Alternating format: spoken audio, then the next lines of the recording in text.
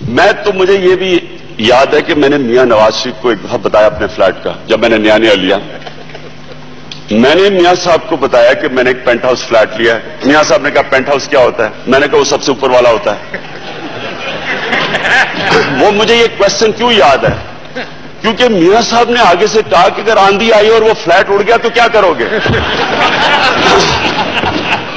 ابھی تک مجھے اس کا جواب نہیں ہے، لیکن میں نے کبھی اپنا فلیٹ چھپایا نہیں کسی سے۔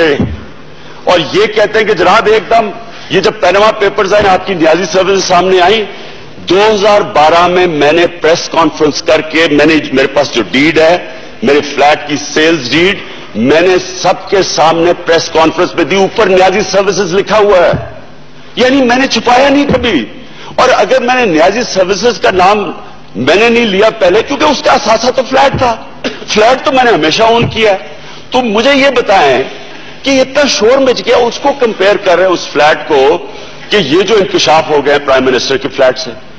میں نے پہلے تو نمبر 1 چیز کہ میں نے وہ کبھی کسی صورت کو چھپایا نہیں۔